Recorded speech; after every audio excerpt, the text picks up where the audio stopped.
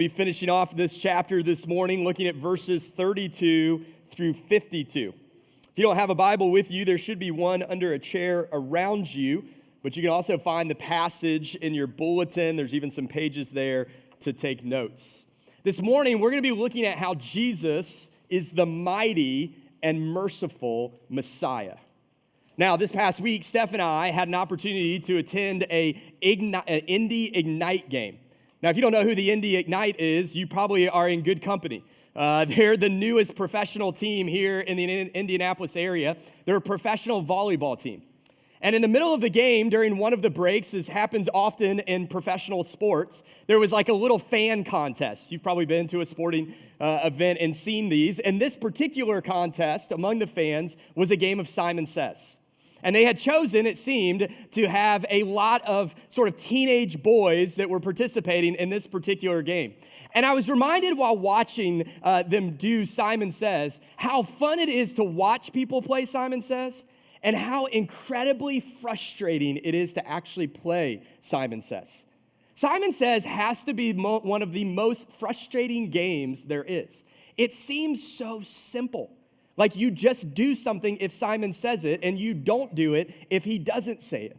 And yet it's really, really difficult. That game probably had 40 boys in it, and it lasted less than a minute or a minute and a half tops. I mean, it was so quick that these kids, and you're like, well, yeah, those are teenage boys. They don't listen. That's probably what most of us thought as we were watching it. Yet, if we were out there, I'm convinced we would have been out pretty quickly ourselves. See, the problem that what makes Simon Says so difficult is that it plays on our assumptions. See, we actually stop listening and we just start doing. We assume that the next thing is going to be something we should do instead of actually listening to whether Simon says that it is something that we should do. See, I think Simon Says actually reveals to us one of the greatest struggles or problems of following. It's that we assume we already know.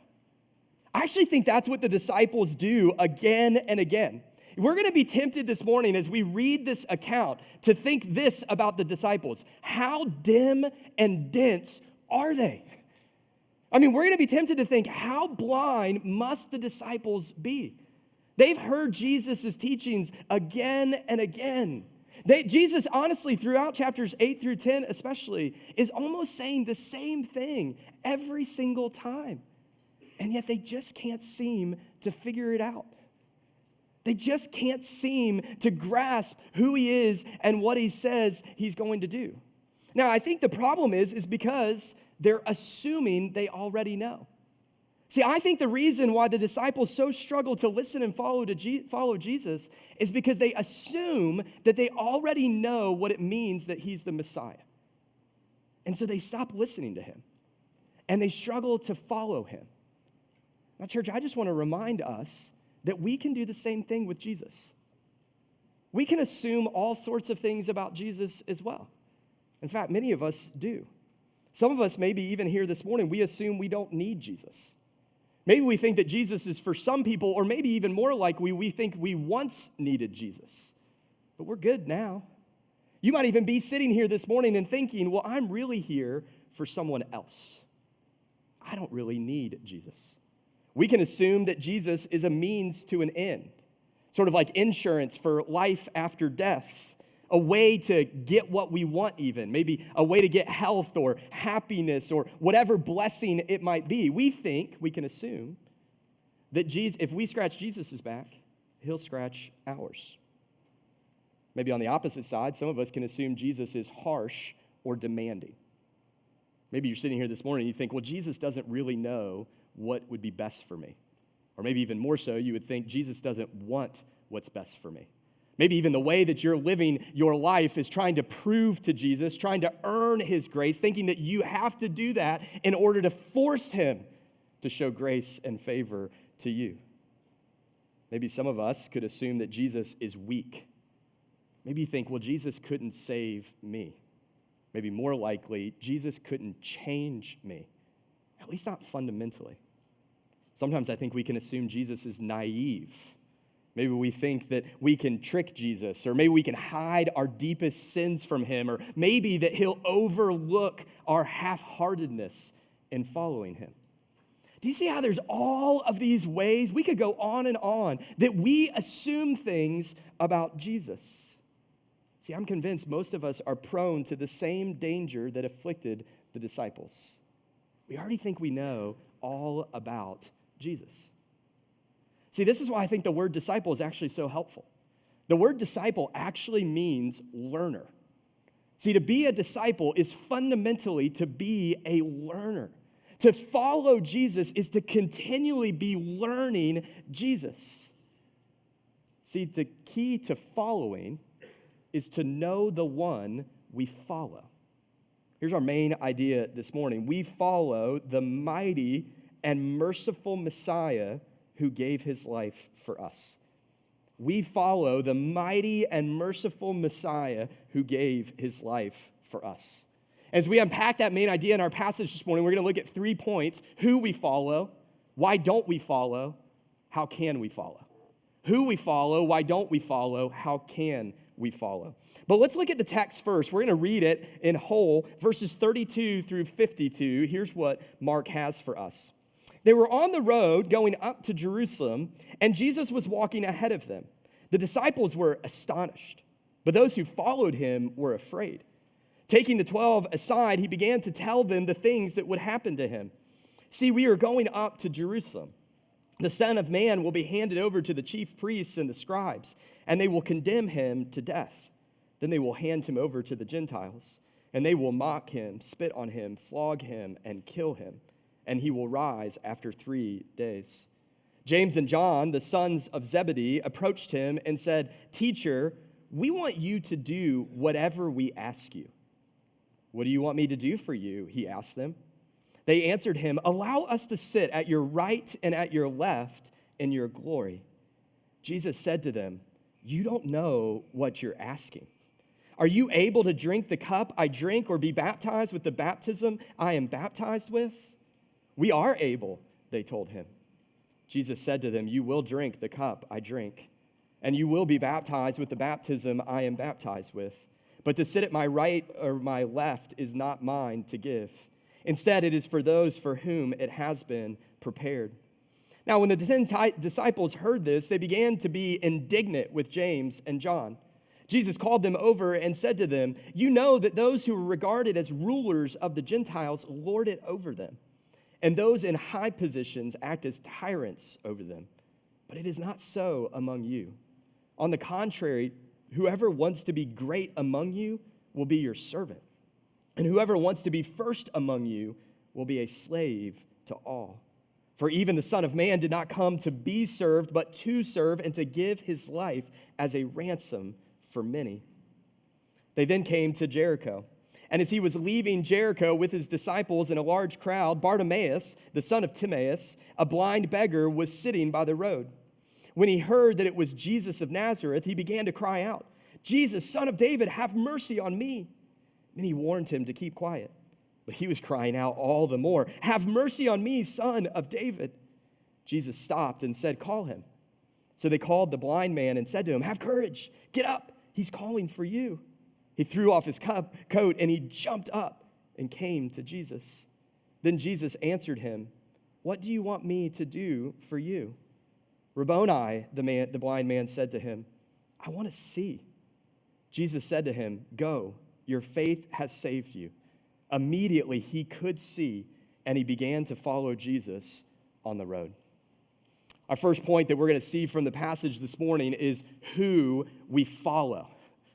We're going to see the one who we follow. Now, my guess is, especially upon maybe a first reading, you might find this first verse, verse 32, a little perplexing. Why are the disciples astonished? Like, why are the crowds afraid? Jesus doesn't seem to be doing anything particularly miraculous here.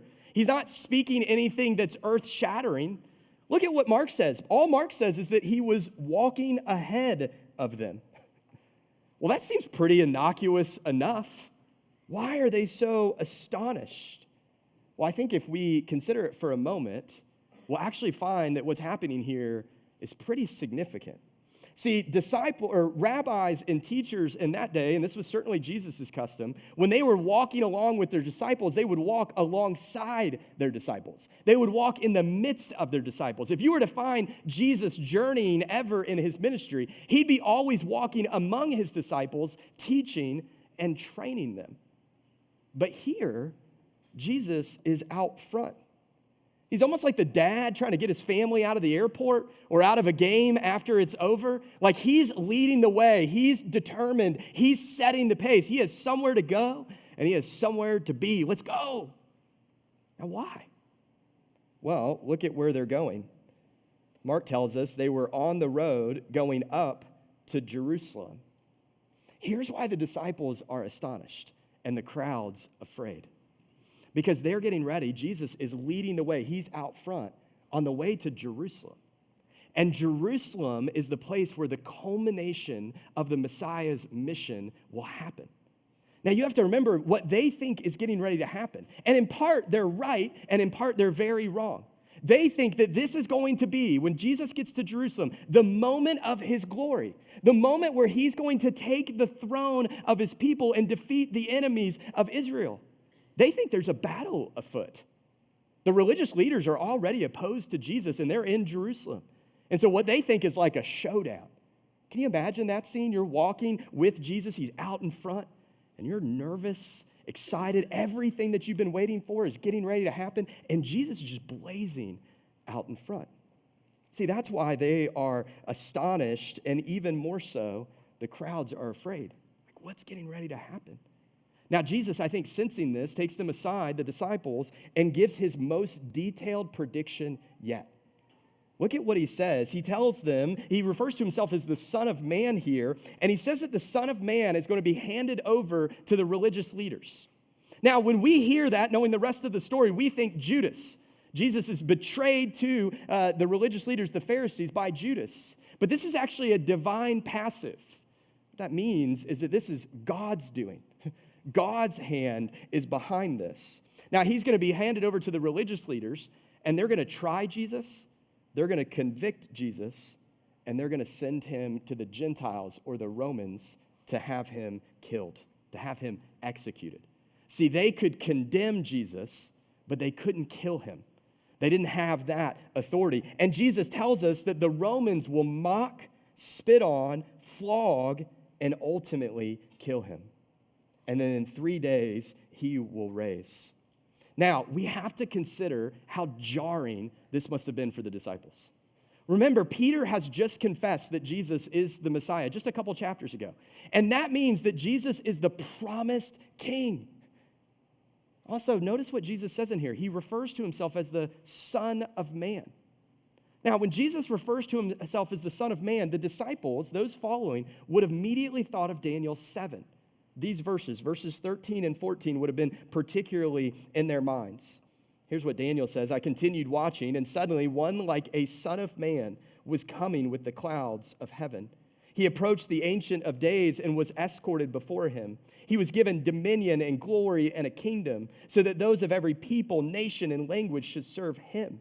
His dominion is an everlasting dominion that will not pass away, and his kingdom is one that will not be destroyed. Here is a prophecy of unmistakable and unimaginable glory.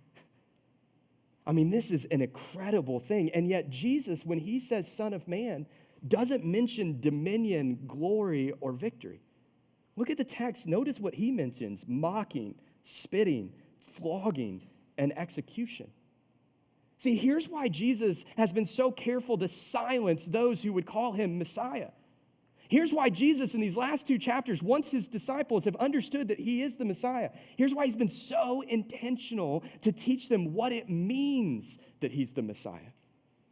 Because Jesus' victory is actually going to come at the cross. See, he is going to bring salvation and deliverance for his people, but he's going to do so through suffering. Jesus is the Son of Man from Daniel, but he's also the suffering servant from Isaiah 53. See, Jesus has actually come, and this is what the people don't understand, not to deliver them from Rome, but actually from their greatest enemies, from sin, Satan, and death. See, this is what Jesus has come to do, and he's going to do so through his death. That's why Jesus will say, and maybe the central verse of Mark's gospel, look at verse 45 in chapter 10. For even the Son of Man did not come to be served, but to serve and to give his life as a ransom for many. This could be arguably the central verse of the entirety of Mark's gospel. Do you know how remarkable this is? I mean, you have to remember, Jesus right now is at the very height of his fame and power. And what does he say he's come to do? He says he's come to die. His purpose is to die. That's why he's come. And in fact, not just to die, but to die in our place. Look again at verse 45, to give his life as a ransom for many. Now, that word ransom is not as familiar to us as it would have been in Jesus' day. But a ransom was a payment that you paid to free someone from slavery or prison. It's a payment that you paid because they couldn't pay it themselves. It was a debt that they were unable to pay, and so someone else had to pay it on their behalf. This is what Jesus came to do. You know, when we think about it, it reminds us of the passage we read this morning, Isaiah 53, verse 12. This surely would have been in Jesus' mind.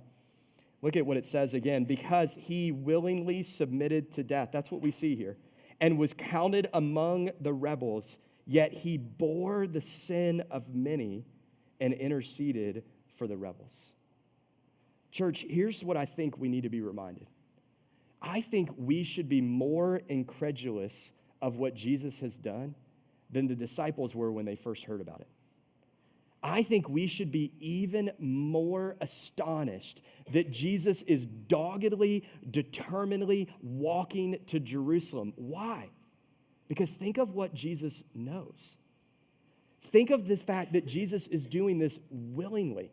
Jesus knows that he is going to be betrayed, condemned, mocked, spit on, flogged, and executed. And yet, what do we see in this passage? He's out in front. He's leading. He's determined. No reservations, no hesitations. He is going to lay his life down for the rescue of his people, for their redemption.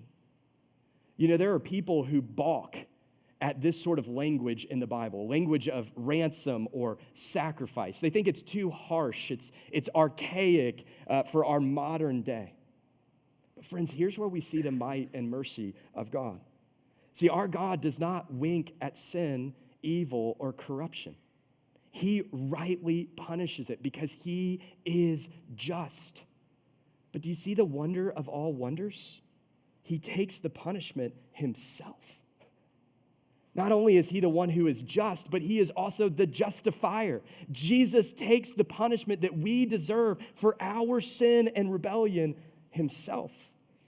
Think about it this way. Jesus takes what we deserve, but he doesn't, and gives us what we don't deserve, but he does. It's incredible to think about. This is why we ought to be astonished. It's why we ought to sing what we sang this morning in full-throated everything we have. I love how the song says it. Why should I gain from his reward? I cannot give an answer. There's no way to answer that. We cannot answer why we should gain from his reward. But this I know with all my heart. His wounds have paid my ransom. Church, I think it is helpful for us to consider this morning. Are we astonished? Is this the great question of our lives? Why should I gain from his reward? Or have we just come to assume that? Or are we rightly astonished at? Do we know with all our hearts that his wounds have paid my ransom? Do you know this morning, if you're in Christ, that you have been forgiven, that the penalty for your sin has been paid in full by Jesus? See, we need to know who the one we follow is. Because what does it look like to glorify Jesus in light of this? Well, it's to enjoy the gift, isn't it? If you give someone a gift, what is most honoring to you when they receive that gift? Is it if they pull out money to pay for that gift? That doesn't honor you. If they give you a gift in exchange or they try to do something for you to make up that amount, is that honoring? No. What is most honoring to you when you give a gift? It's when you see the person using it. When you see the person delighting and enjoying it. How is it that we glorify Jesus? We delight and enjoy following him. We delight in the life that he has freed us to live in him. We follow the mighty and merciful Messiah who gave his life for us. That's who we follow. Why don't we follow? Well, we need to consider that. Jesus, for the third time in our passage this morning, is predicting his death. He did it in chapter 8. And if you remember in chapter 8, how did Peter respond? Well, he tried to talk Jesus out of it. And Jesus says, "Get behind me, Satan." So Jesus predicts his death again in chapter 9. And how did the disciples respond? Well, his disciples began an argument about who is the greatest. Now, in this chapter, he predicts a third time, most detailed, of his death. And the disciples, maybe this one, might be the worst response yet. Like, this might take the cake. Look at it. James and John, they were brothers. They were part of the inner three. And they come to Jesus, and they make an unbelievable statement. Look at verse 35, the second half. "Teacher, we want you to do whatever we ask you." Like, that is bold. You might think that Jesus' nickname for them, Sons of Thunder, seems pretty appropriate at this point.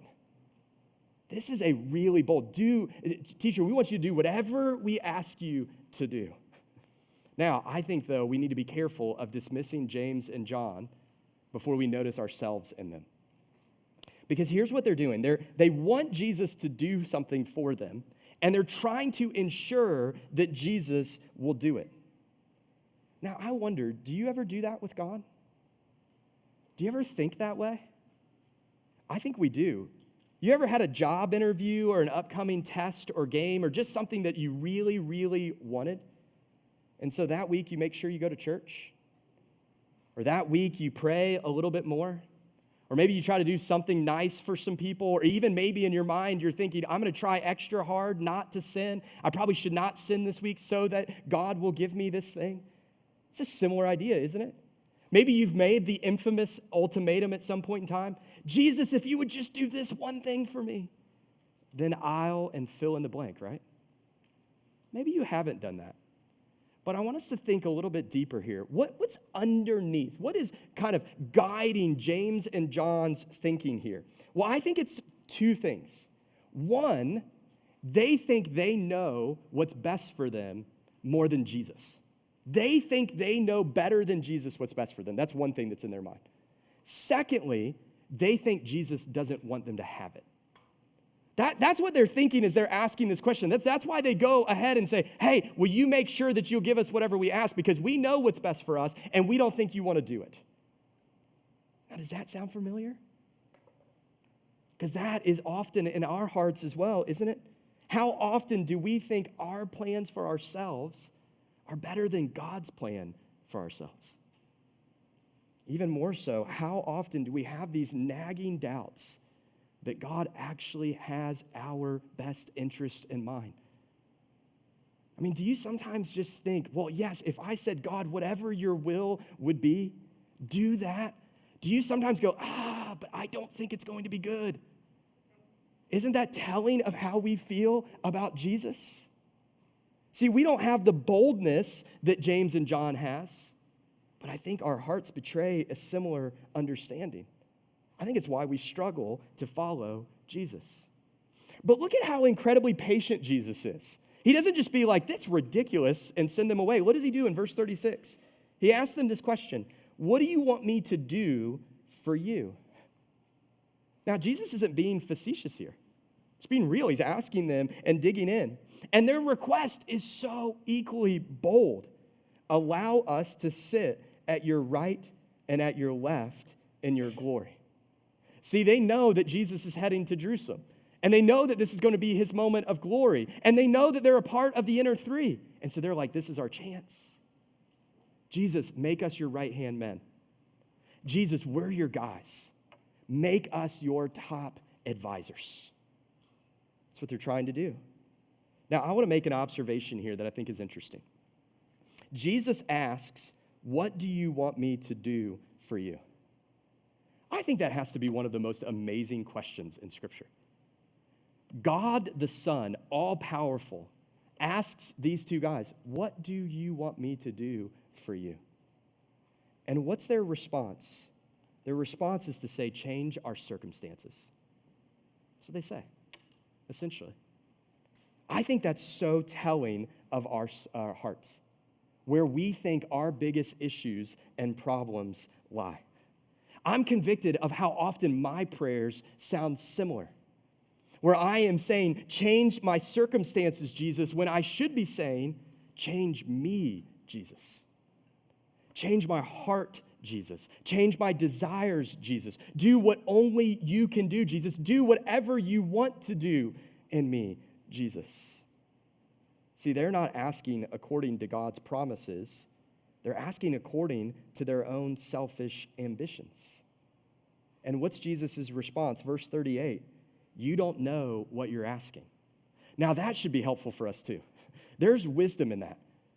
Because Jesus is reminding them, even in this statement, that he actually knows better than they do.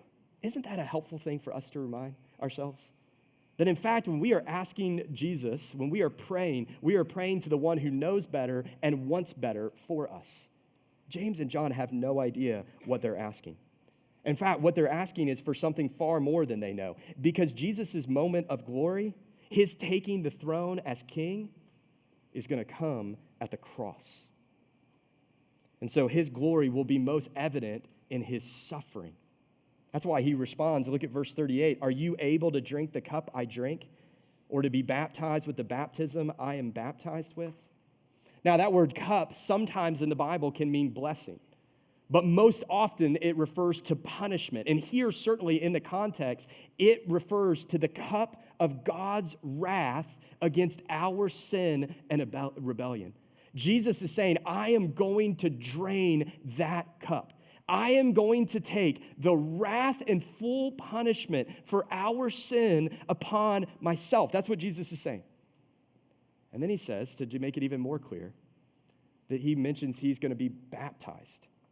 Now, what he isn't meaning there necessarily is what we think when we hear baptism. He's talking about the word literally. The word baptism means to immerse or submerge. When Jesus asks this question, he's saying, do you understand how I am going to be submerged and immersed in suffering? Do you understand the wrath and the punishment and the suffering that I am going to go through?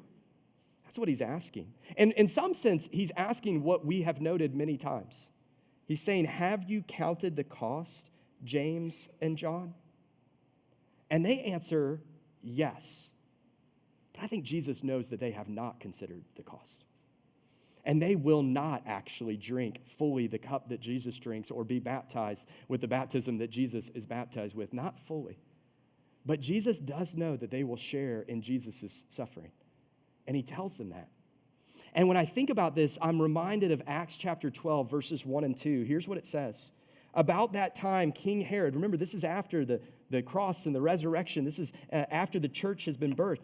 About that time, King Herod violently attacked some who belonged to the church, and he executed James, John's brother, with the sword. See, there's a gravity and weightiness when we think about James's martyrdom in light of this passage. But I also think there's an encouragement here too, because it reminds us that James would come to understand. That in fact, James would share in the sufferings of Jesus, but only because he had first shared in the glory and grace of Jesus. Now, in case you think the other disciples in this moment are better, look at verse 41. When the 10 disciples heard this, they began to be indignant with James and John. They were very angry with James and John. And trust me, they're not angry because James and John have besmirched the honor of Jesus. No, they're seething because they beat them to it. See, they want the same thing. They're angry with James and John because they have asked what they want. All of the disciples want to share in the acclaim and rule of Jesus. That's why Jesus responds the way he does, because he reminds them that they are acting according to the kingdoms of this world, but not the kingdom of God. Look at verses 42 through 44. Here's what Jesus says. You know that those who are regarded as rulers of the Gentiles lord it over them, and those in high positions act as tyrants over them. But it is not so among you. On the contrary, whoever wants to become great among you will be your servant, and whoever wants to be first among you will be slave to all. Here's why so many people have called God's kingdom an upside-down kingdom. Because in our sinful, fallen world, what we do is we use power and authority to serve ourselves. But in Jesus' kingdom, the use of power and authority is to serve others. And Jesus is the premier example of that, the one who had all authority and power. And what does he do? He comes not to be served, but to serve and to give his life as a ransom for many. See, the way of the kingdom is the way of the king. I think Paul in Philippians 2, verses 3 through 5 describes it so well. He says this, do nothing out of selfish ambition or conceit, but in humility consider others as more important than yourselves. Everyone should look not to his own interests, but rather to the interests of others. Why? How? Adopt the same attitude as that of Christ Jesus. See, when we see the disciples here, we see the very heart of sin. Sin at its most fundamental, sort of essential heart and core is a radical self-centeredness. It's a considering of our own interests above others. The disciples here, they're not thinking about Jesus. They're not even thinking about each other. They're only thinking about themselves. Friends, isn't that really helpful? Maybe you walked in this morning and you thought, I'm just not sure if I have that much sin, or if there is sin rooted in me. But when we are reminded of this is what sin is, to see everything in our lives with eyes that look at us through our interests and through our needs. See, we are at danger, apart from Christ, apart from God's grace, of living steeped in the same self-centeredness that we see here in the disciples. Might be self-ambition, it might be self-pity, but ultimately, we will live and think only of ourselves, if not for Jesus. See, here's why Jesus, in verse 45, says this, that he did not come to be served, but to serve, and to give his life as a ransom for many. Because he came to save us from our sin. He came to save us from this deep self-centeredness, from living only for ourselves so that we might live for God. See, Jesus is not just our example of the kingdom. He's actually the one who brings us into it. See, this is why we don't follow Jesus, is because we think so much of our own selves and our own interests. And that leads us to how we can follow Jesus. And we've already touched on it when we think about that he is the mighty and merciful Messiah who gave his life for us so that we might follow him. But we come now, and this third point, to the last healing miracle that Mark records in his gospel. This is it. Starting next week, we're going to begin in chapter 11. And that means for the next 2 months, we're going to be looking at the last week leading up to the death and resurrection of Jesus. The next 5 chapters are 1 week, essentially, in Mark's gospel. Now, when we look at this healing miracle, at first glance, it might seem out of place. It might feel even like a little bit of a diversion from Jesus' journey to Jerusalem. But actually, if we kind of read and see what Mark is doing here, we'll see that it's actually the capstone of this entire section. See, this section of Mark's gospel began in Mark chapter 8, verse 22 through 26. And do you remember how it began? It began with Jesus healing a blind man. And now this section of his journey to Jerusalem ends how? With Jesus healing a blind man. Those are bookends. Mark is showing us and telling us something very important. Remember that first miracle, he partly healed the man, and then he fully healed him. And it was to be sort of like an enacted parable. The disciples, they would see, Peter makes this great confession, but as we've seen, their vision is very blurry. They're waiting till their sight will be full when Jesus is raised from the dead. And here what we see, this miracle, Jesus has been talking again and again, what does it mean to follow me? And here in Bartimaeus, we see a picture of a true disciple. Now, I want us just to look at the account briefly and then make just a couple summary applications. Notice that Jesus is now walking through Jericho. And this is his last leg of the journey. If you were to get out a map, you would see that Jericho and Jerusalem are very close. And as he's walking through Jericho, Bartimaeus, a blind man, is begging on the side of the road. This would have been a premier spot to do so. Now, just as a side note, Bartimaeus is the only person named that is healed by Jesus. Now, I think that's really significant. I'll tell you why a little bit later. Now, Bartimaeus hears that Jesus is coming, and he begins to cry out. Look at verse 47. Jesus, Son of David, have mercy on me. Now, this is the first time from the opening line, since the opening line of Mark's gospel, that Jesus has been called Son of David. And for Bartimaeus to say that Jesus is Son of David, that's the equivalent of when Peter says, you are the Messiah. Because to be called the Son of David is to be called the Messiah. Because the Son of David was the long-awaited king to come from David's line. That's what Bartimaeus is confessing. Bartimaeus is the second person in the entire gospel to see who Jesus really is, to make a confession of Jesus as the Messiah. Now, they try to quiet his shouting. They probably think it's distracting. Maybe they even think it's a little bit embarrassing, maybe for him, maybe for them. But they certainly think it's out of place. And you can imagine why they think that. Jesus is on the way to Jerusalem. They think he's getting ready to take the throne of Jerusalem. And so their minds, they're thinking the last thing that Jesus has time for is a beggar on the side of the road. And yet that doesn't stop Bartimaeus. He just starts crying out louder and louder. Have mercy on me, Son of David. Now, surprisingly, but not if you've read Mark's gospel, Jesus stops. In fact, literally, he stands still. And he calls Bartimaeus to himself. And the crowd now helps and cheers on Bartimaeus. And the passage says that Bartimaeus jumps up and hurries to Jesus. And then Jesus asks him the exact same question that he asks James and John. Look at it. What do you want me to do for you? Now look at Bartimaeus' response, verse 51. Rabboni, I want to see. He doesn't say rabbi. He uses a very interesting form here. See, this form, this term would have almost never been used for a human being. In fact, it was most often used in praying to God. Why does Bartimaeus use it?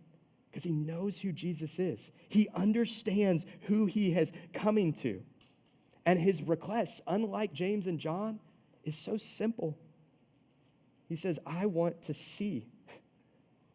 He knows that Jesus is the one who makes the blind see. And so he asks, Jesus, give me sight. Now, Jesus grants his request and so much more. Look at verse 52. Jesus said to him, go, your faith has saved you. Immediately he could see and began to follow Jesus on the road. Now, I think that word saved is significant because while it can refer to physical healing, most often it refers to salvation, spiritually, holy. See, I think what Mark is telling us here is that Bartimaeus has been saved by Christ through faith. And one of the reasons I think that that's the case is because look at that last part. He began to follow Jesus on the road. That's what it means to be a disciple, is to follow Jesus. It's why they used to call Christians early on followers of the way. Those who were on the road, on the way with Jesus. Now, I think James Edwards gives us, he's a theologian, I think a really helpful statement. He says, Bartimaeus asks for faith. James and John ask for fame. Bartimaeus wants to follow Jesus on the way to the cross. James and John want to sit with him in glory. It's a striking and telling contrast. This is what Mark is doing. It's what he's showing us. Now, there are two things that I want us to see here when we think about what it looks like and how it is that we follow Jesus. First, what we see from Bartimaeus is that he has a desperate faith. Bartimaeus knows the utter depths of his neediness. He is desperate for Jesus. He's crying out in the middle of a crowd. He doesn't care what other people think about him. In fact, they try to quiet him. Say, stop, be quiet. And he persists all the more because his faith is persistent. A desperate faith is a persistent faith. Do you know that Mark has shown us that throughout the entire gospel? All the way back in Mark 2, do you remember the man who is paralyzed? His friends try to take him to Jesus, but they can't get in. And so what do? They go up to the top of the house and they cut a hole through the roof so that they can lower him down to Jesus. Or in Mark chapter 5, there's a woman who's had a disease for 12 years that makes her unclean. She's not allowed to be among people, and yet she goes right into the midst of a crowd in the middle of a busy street so she can just touch Jesus' cloak to be healed. Or in Mark chapter 7, a Gentile woman comes to Jesus and she pleads for just the scraps of his ministry. Or even just in the last chapter, in Mark chapter 9, you have a desperate father with a son who is suffering so greatly. And the father cries out, I believe, help my unbelief. See, a desperate faith is a persistent faith, but it's also a humble faith. Do you notice what Bartimaeus cries out for? He cries out for mercy. And at the very heart of mercy is that it is undeserved. Again, notice the contrast. James and John, they come to Jesus for glory and they think they deserve it. But Bartimaeus asks for mercy because he knows he doesn't deserve it. Bartimaeus does not clean himself up. He doesn't try to get everything together and then come to Jesus. No, he comes messy to Jesus. He lays everything, all of his neediness, he lays before Jesus. Now, here's the question, I think, for us this morning. Why are we not desperate? I think J.C. Ryle's response is insightful. What is the reason that men are so half-hearted in seeking Christ? Why are they so soon deterred and checked and discouraged in drawing near to God? The answer is short and simple. They do not feel sufficiently their own sins. They are not thoroughly convinced of the plague of their own hearts and the disease of their own souls. It's because we think we're okay. It's because we think that our sin is not that bad. We don't think it's that great of offense against our good and holy God. And so we don't have that much need. We don't feel much need for Jesus. So what we see here, following Jesus, how do we follow? We follow with a desperate faith. But we also follow with a following faith. This is Jesus' primary point in these chapters. To have faith in Jesus is to follow Jesus. Just a chapter ago, the rich young ruler, we just looked at it just recently. And the rich young ruler, he trusted in his riches, and so he turned away from Jesus. But Bartimaeus trusts in Christ, and so what does he do? He takes to the road to follow Jesus. Do you want to know why most scholars, and I think they're right, believe that Mark names Bartimaeus? It's because when Mark's first readers and hearers of this gospel would have heard Bartimaeus, they would have gone, I know that guy. If I'm telling you a story about the college I went to, and I find out that you went to the college, I no longer say a professor, I name that professor because you know that professor. See, he's naming Bartimaeus because when the first hearers would have heard this in Rome, they would have gone, that Bartimaeus? That's the blind beggar. We've heard that story. And they would have known not only that Mark's account is true, Mark is giving us historical receipts. You can go talk to Bartimaeus if you want to know if this really happened. He's still alive. But they also knew him because he was a well-known member of the early Christian community and church. And that is so helpful for us because true faith isn't momentary. It doesn't just give someone a card. It actually brings them into a community. Right? True faith is not like a rock skipping to the other side across a lake. True faith wades in. It plunges in It's why we say one of our values here at the church is that we want for deep discipleship. We want to go deep into Jesus. So how do we follow Jesus? Well, what I think we see so clearly is that we do so by faith. And so I think one of the questions for us as we wrap up is this. Well, where do we get faith? What is the source and strength of our faith? Well, I think I can tell you pretty clearly from this passage that it's not ourselves. It's not that Bartimaeus is this amazing guy. I think it is pretty striking that the only one who sees Jesus clearly is the one who can't see. That's something that Mark is trying to highlight for us, because it's not about Bartimaeus. See, here's the thing. We might miss the star of this account, because the star of this account is not Bartimaeus. He's not the point, he's the pointer. Jesus is the point. Jesus is the star. Jesus is the Messiah who doggedly walks to give his life to redeem his people. Jesus is the Messiah who patiently teaches his clueless and conceited disciples. Jesus is the Messiah who stops in the midst of his march to complete his mission. Why? To see and save a poor and powerless man. I mean, even at the dawning of the most difficult phase of his ministry, and Jesus knows this, here's where we see on full display the might and mercy of Jesus. Here's the one we follow. Church, you see why it's so significant that we don't just assume we know who Jesus is? That we are constantly learning of Jesus, that we're gathering together as a people, and in every way we can, trying to hear from God's word and praying that the Spirit would show us the wonder of who Jesus is, because he is far greater than we would ever assume. And we need him far more than we would ever assume. See, we follow the mighty and merciful Messiah who gave his life for us. Let's pray.